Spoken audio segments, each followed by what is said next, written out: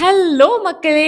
நான் உங்க Rohini Priyanka books with ரோக்கிலேருந்து பேசுறேன். நீங்க நல்லா இருக்கீங்கன்னு நெனைக்கிறேன். நானும் நல்லா இருக்கேன். இன்னைக்கு என்ன வீடியோன்னா, ரொம்ப சுவாரஸ்யமான ஒரு வீடியோ தான். எல்லாருமே வந்து "நீங்கலாம் ரொமான்ஸ் புக்கே படிக்க மாட்டீங்களா?" அப்படின்னு கேட்டிருக்காங்க. ஸோ அதுக்காகவே இன்னைக்கு நான் வீடியோ போட்டிருக்கேன். இந்த ரொமான்ஸ் புக்ல என்ன இருக்கு? அப்படின்னு நான் ரொம்ப நாளா வந்து நெனச்சுட்டு இருந்தேன். முக்காவாசி த்ரில்லர் தான் எடுப்பேன். நான் எப்பயுமே thriller, science book, science fiction அந்த மாதிரி கொஞ்சம் தாறுமாறா தான் யோசிச்சு நான் அந்த மாரி எடுப்பேன். முதல்ல நான் படிச்சது வந்து ஃபிக்ஷன் புக்ஸ் தான். பிசினஸ் பண்ணும்போது ஃபிக்ஷன் புக்ஸ் தான் படிச்சேன். அதுக்கப்புறம் தான் வந்து நான் ஃபிக்ஷன்ஸ் ஆரம்பிச்சேன். ஸோ நான் ஃபிக்ஷன்ல வந்து ரொமான்ஸ் எடுக்கிறது ரொம்ப லேட் ஆச்சு. ஆனா ஒரு ரொமான்ஸ் எடுத்தேன். ரொம்ப புடிச்சிருந்தது. எப்படி எடுப்பேன் தெரியுமா? என்னோட ரிவ்யூஸ் எல்லாம் பார்ப்பேன். ரிவ்யூஸ்ல வந்து கட்டாயம் 5 ஸ்டார் இருக்கணும். இல்ல 4.5 ஸ்டாராவது இருக்கணும். அப்பதான் நான் Goodreadsலேருந்து இந்த ரிவ்யூ பார்த்ததுக்கப்புறம் எடுப்பேன். Amazonலயும் ஒரு ரிவ்யூஸ் பார்த்து எடுப்பேன். YouTubeலயும் பார்ப்பேன். Instagramலயும் பார்ப்பேன். ஸோ இந்த மாதிரி காலத்துல நான் கொஞ்ச நாளா ரொமான்ஸ் நெறைய படிச்சேன். அந்த ரொமான்ஸ்ல பெஸ்ட் ரொமான்ஸ் என் மனதை தொட்ட ரொமான்ஸ் எல்லாம் இங்க வச்சிருக்கேன். இதுல டார்க் ரொமான்ஸும் கலந்திருக்கு. ஸ்பைஸ் எக்ரும் அதுல. அந்த மாதிரி ரொமான்ஸும் நான் உங்களுக்கு வந்து இதுல உங்களுக்கு சொல்லப் போறேன். ஸோ மறக்காம கடைசி வரைக்கும் பாருங்க. திருப்பி சொல்றேன், திஸ் இஸ் புக்ஸ் வித் ரோகி. நான் உங்க ரோஹிணி பிரியங்கா. மறக்காம சப்ஸ்கிரைப் பண்ணுங்க. வாங்க வீடியோக்குள்ள போலாம்.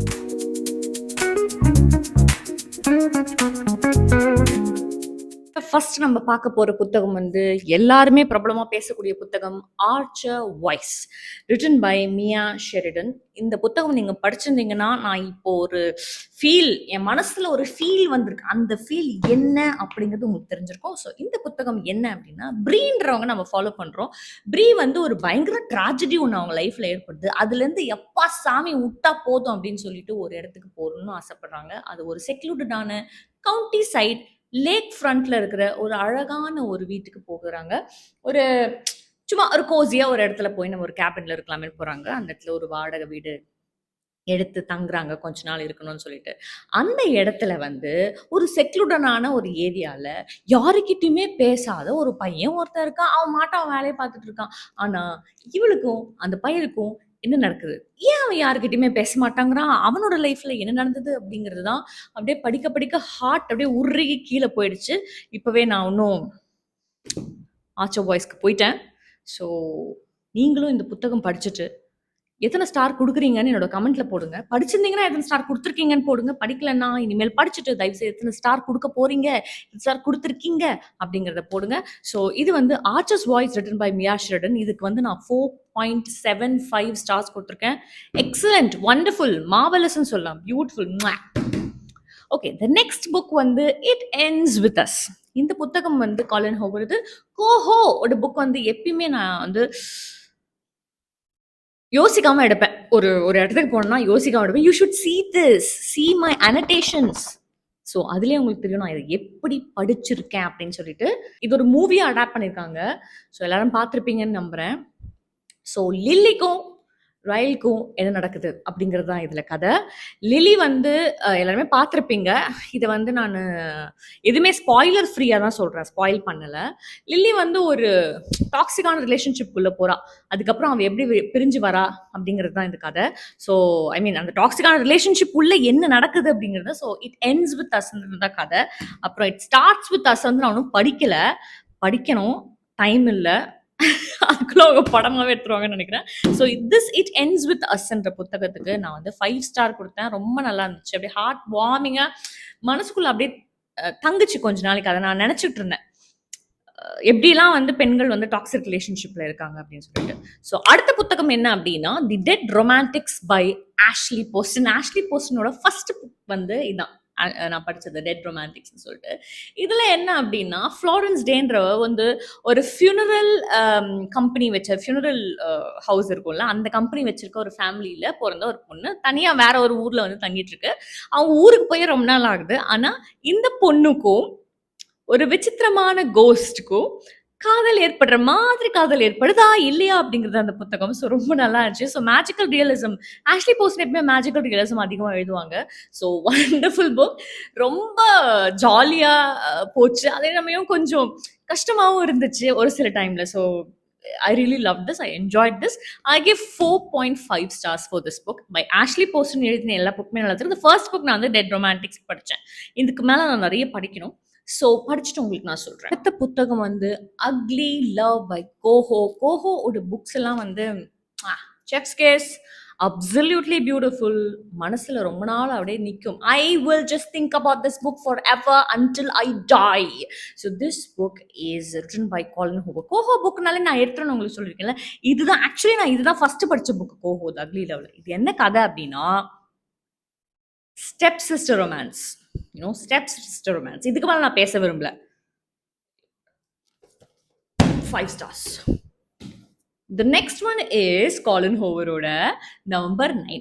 See, இது நான் வந்து இந்த அக்லில வந்து ஏன் நான் அனோட்டேட் பண்ணல அப்படின்னா, அனோட்டேட் பண்ண டைம் இல்லை. ஏன்னா நான் உட்காந்து ஒரு 4 மணி நேரத்திலேயே முடிச்சிட்டேன் அந்த புத்தகம். ஒரே சிட்டிங், சும்மா ஏக்தம்.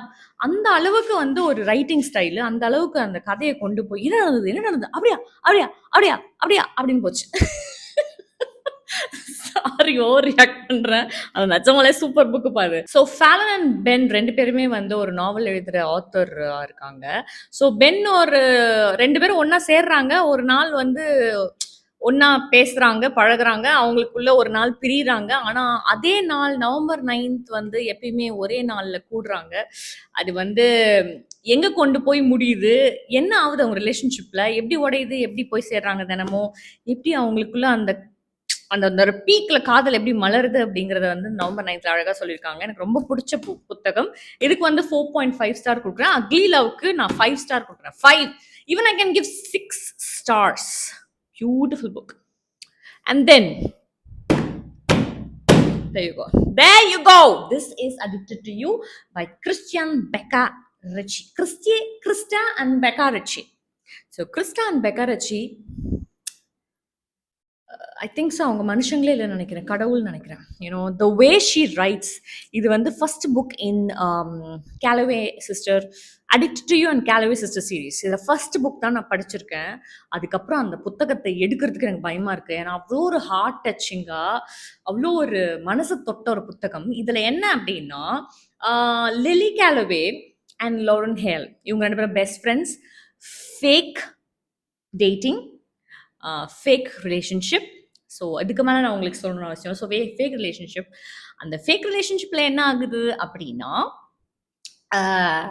இந்த பொண்ணுக்கு ஒரு அடிக்ஷன் இருக்கு, அந்த பையனுக்கு ஒரு அடிக்ஷன் இருக்கு. அது என்ன அடிக்ஷன் நீங்கள் இதை படிச்சு தெரிஞ்சுக்கோங்க. அந்த அடிக்ஷன்ல ஒவ்வொருத்தரும் ஃப்ரெண்டா இருந்து மற்றவங்கக்கிட்ட வந்து லவ்வர்ஸா நடிச்சு எப்படிலாம் ஓட்டுறாங்க, எந்த மாதிரியான அவங்க வந்து விஷயங்களை கோத்ரூ பண்றாங்க, கடைசியில் என்ன ஆகுது அப்படிங்கிறது. It's addicted to you.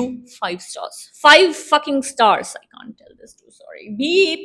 The next book is God of Malaise by Reena Kent. This book,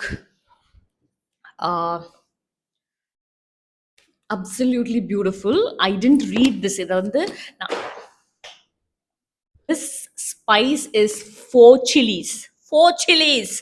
so இந்த புக் வந்து என்ன அப்படின்னா, லெகசி ஆஃப் காட் சீரீஸில் ஃபர்ஸ்ட் புத்தகம். ரீனா கென்ட்டோட ஃபர்ஸ்ட் புக்கே நான் இதுதான் படித்தேன். ஸோ பியூட்டிஃபுல்லாக இருந்துச்சு. 2 பயங்கரமான மாஃபியா குடும்பத்துக்கு நடுவில் நடக்கிற ஒரு விஷயம். ஒரு சின்ன பசங்களோட காதல். அந்த காதல் என்ன ஆகுது, நிஜமாலே காதலிக்கலாம், ஃபேக் டேட் பண்ணுறாங்களா, எப்படியெல்லாம் போகுது, 2 யூனிவர்சிட்டிக்குள்ளே நடக்கிற ஒரு விஷயங்கள் தான் இது. So it's such a wonderful book. எப்படி படித்து முடிச்சேன்னே தெரியல. I finished it so fast in 2 sittings. 2 நாள்ல படிச்சு முடிச்சிட்டேன். I love this. I gave 5 stars for this. அடுத்த புத்தகம் வந்து நான் என்ஜாய் பண்ண, பயங்கர ஸ்பைஸ், பயங்கர ஸ்மட்டி, ஏஜ் கேப் ரிலேஷன்ஷிப்பே இருக்கக்கூடாத ஒரு ரிலேஷன்ஷிப், பயங்கர ஸ்மட்டியா இருந்த ஒரு புத்தகம். அது வந்து Credence by Penelope Douglas. This is not for me, but ஸ்மட்டியா ஸ்பைசியா படிக்கணும் அப்படின்றவங்களுக்காக இந்த புத்தகம் நான் ரெக்கமெண்ட் பண்றேன். This is not for everybody, but I like it. அது எப்படி சொல்றது, ஒரு கிங்கியா இருந்தது இந்த புத்தகம். ஸோ எவ்ரிபடி ஒரு டைம்ல வந்து அது எல்லாருக்கும் பிடிக்கும்ல. So smutty book. Spice is 5 chilies. So definitely ஸ்மட்டியா படிக்கணும், எப்படி இருந்தாலும் பரவாயில்ல, கொஞ்சம் நம்ம படிச்சு பார்ப்போம் அப்படின்னு நினைக்கிறவங்க வந்து கண்டிப்பா கிரெடென்ஸ் பை பெனலோபி டக்ளஸ் படிச்சாகணும். செமையா இருக்கும் அந்த புத்தகம். So it's not for me and not for anybody who is like நான் அப்படிப்பா நான் இப்படிப்பா அப்படி இருக்கவங்களுக்குலாம் அது செட் ஆகாது. But it was very nice. எனக்கு பிடிச்சிருந்தது. நீங்களும் ட்ரை பண்ணி பாருங்க. ஸ்பைசி, ஸ்மட்டி, ஏஜ் கேப் ரிலேஷன்ஷிப் இருக்கக்கூடாத ஒரு relationship. Credence by Penelope Douglas. Yes, that was very, very nicely written. So, the next one is Flawless by Elsie Silver. Elsie சில்வரோட புத்தகம் நான் படிச்சதே கிடையாது. ஆனா எல்சி சில்வரோட புத்தகத்துல ஃபர்ஸ்ட் புத்தகம் நான் படிச்சிருக்கேன். மத்த புத்தகம்லாம் படிக்கும் போது இந்த அளவுக்கு எனக்கு ஒரு தாக்கம் ஏற்படுத்தது இல்ல. But flawless by Elsie Silver இது வந்து என்னன்னா ஒரு புல் ரைடர். அவனை வந்து ஒரு பொண்ணு வந்து பேபி சிட்டிங் பண்ண வேண்டிய ஒரு சுச்சுவேஷன். பேபி சிட்டிங் என்ன சொல்றேன்னா அவனை பார்க்கணும், அவனுக்கு வந்து யூனோ ப்ரொமோட் பண்ணணும், அவனை வந்து கரெக்டா யூனோ மெயின்டைன் பண்ணணும், அந்த மாதிரியான ஒரு பொசிஷனுக்கு ஒரு பொண்ணு போறா. அவங்க 2 பேருக்குள்ளே நடக்குது அப்படிங்கிறது தான். It was well written, nice, good. Chilli வந்து 2 கொடுக்கலாம் இதுக்கு. Not much spice, but spice not like this, but this is nice. The way of writing is nice. But இதுக்கு வந்து நான் 4.3 ஸ்டார்ஸ் கொடுக்குறேன். But not like all these things, but this is nice. யாருக்காவது வந்து cowboy romance வேணும் அப்படின்னா ஐ highly recommend this book. Yes. And then the next one is Bodyguard Romance, The Tokyo Ever After by Emiko Jean. So இவங்க வந்து என்ன சொல்லியிருக்காங்க அப்படின்னா, ஒரு பொண்ணு வந்து அமெரிக்கால வாழ்ந்து வருது. அந்த பொண்ணு என்னன்னா அப்பாவை யாருன்னு தெரியாம வாழ்ந்து வருது. திடீர்னு பார்த்தா அவங்க அம்மா வந்து அவங்க அம்மாக்கே தெரியாது, இவளுக்கு தெரிஞ்ச விஷயம். அந்த பொண்ணு வந்து ஜப்பான்ல இருக்கிற கிங்டம், ஒரு கிங்கோட பொண்ணு அப்படின்னு தெரிய வருது. So she is going back to Japan. அந்த ஜப்பான்ல இவளுக்கு ஒரு பாடி கார்டு வராங்க. அந்த பாடி கார்டுக்கும் இவளுக்கு நடக்கிற ஒரு ரொமான்ஸ் தான் இது. So nice. சொல்லும் போதே சூப்பரா அடைய போயிட்டு நான் ஜப்பானுக்கு. அந்த ஜப்பான்ல இருக்க கோசினஸ், இந்த ஃபார்பிடன் கிங்டமோட விஷயங்கள் எல்லாமே பியூட்டிஃபுல்லா அதில் சொல்லுவாங்க. ஸோ ரொம்ப நல்லா இருந்துச்சு. Tokyo ever after by Emiko Jean. I give this 4.75 stars. So nice. So அடுத்த புத்தகம் வந்து சோஃபி கென்ஸ்லா எழுதிய love your life, opposite attracts don't they அப்படின்ற ஒரு யூனோ பிளர்ப் இங்க கொடுத்துருக்காங்க. இது என்ன அப்படின்னா, ஏவா வந்து யூனோ ஏவான்ற பொண்ணு வந்து அவளோட லைஃப் உண்டு, அவள் உண்டு, அவ வாழ்க்கை உண்டு அப்படின்னு ரொம்ப ஒரு நார்மலான ஒரு லைஃப் போயிட்டு இருக்கு அவளுக்கு. ஏற்கனவே ஒரு ப்ராப்ளம் இருந்தாலும் அது ஒரு நார்மலா போயிட்டு இருக்கு. திடீர்னு ஒரு ஸ்ட்ரேஞ்சரை பாக்குறா, அவன் கூட அவ லவ்ல விழுந்து எல்லாம் நல்லா இருக்கு. And then they are starting to live together. அப்பதான் தெரியுது இவன் ஒரு நச்சு, இவ ஒரு நச்சு. இவ பண்றது அவனுக்கு பிடிக்கல, இவனோட லைஃப்ல இவ பண்ற விஷயங்கள் அவனுக்கு பிடிக்கல, அவளோட லைஃப்ல அவன் பண்ற விஷயங்கள் இவளுக்கு பிடிக்கல. ஸோ இந்த மாதிரி 2 பேரும் உள்ளுக்குள்ள ஒரு மேரேஜ் குள்ள போன பிறகு தேர் ஆப்போசிட் யூனோ லேன்ல இருக்காங்க, ஆப்போசிட் போல்ஸ்ல இருக்காங்க. ஸோ அதெல்லாம் ஓவர் கம் பண்ணி லவ் தான் முக்கியம் அப்படின்னு வருவாங்களா, இல்ல எப்படிங்கிறது தான். யூஸ்வலா எல்லா மேரேஜ் லைஃப்லயும் இதான் நடக்கும்னு நினைக்கிறேன். ஸோ இந்த மாதிரி புத்தகம் தான் இது. ரொம்ப ஹெல்ப்ஃபுல்லா இருந்துச்சு, நல்லா வந்துச்சு. டாக் முடியெல்லாம் ஒரு சில பேருக்கு பிடிக்காது, ஒரு சில பேருக்கு பிடிக்கும். ஸோ அதெல்லாம் எப்படி ஓவர் கம் பண்றது அப்படின்ற மாதிரி பியூட்டிஃபுல்லா இருந்த புக்கு. முதல்ல ரொம்ப நாளைக்கு முன்னாடி படிச்சேன். சோஃபி கென்சன் நல்லா இருந்துச்சு. இதோட she writes well, so well. So I give this 4.5 stars. So the next book is a wonderful summer book. சம்மர்ல படிக்க வேண்டிய ஒரு வண்டர்ஃபுல்லான ரொமான்ஸ் புக்னா நான் இதை ரெக்கமெண்ட் பண்ணுவேன். அது வந்து எமிலி ஹென்டியோட People We Meet on Vacations. So இதுல வந்து 2 பேரை ஃபாலோ பண்றோம். ஒருத்தர் வந்து அலெக்ஸ், ஒருத்தர் வந்து பாப்பி.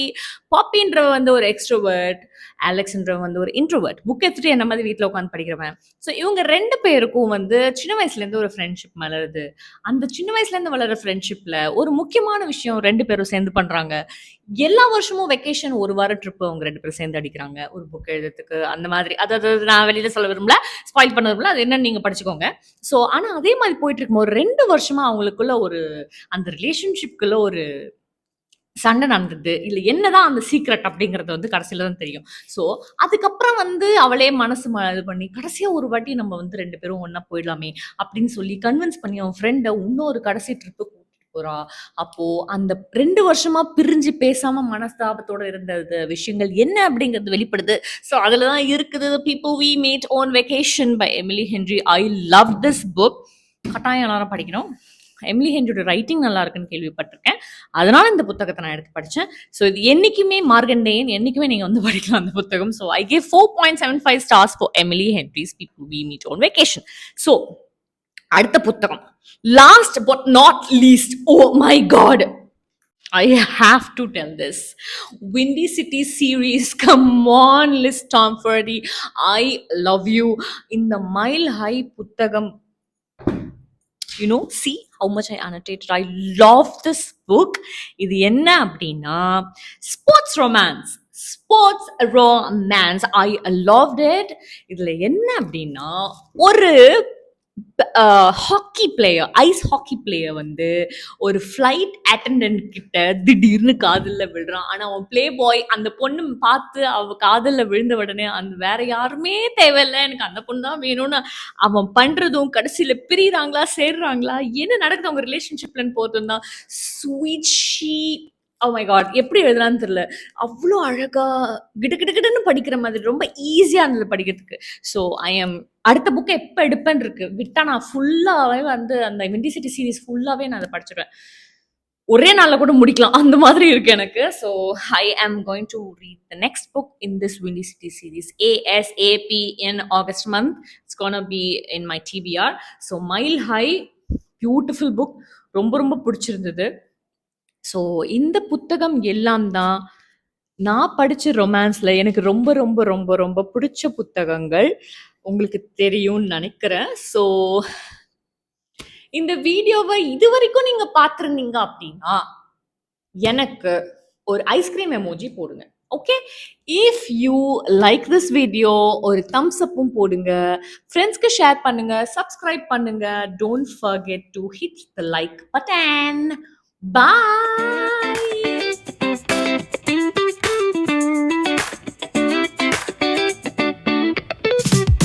Palm trees swaying with the ocean as my guide.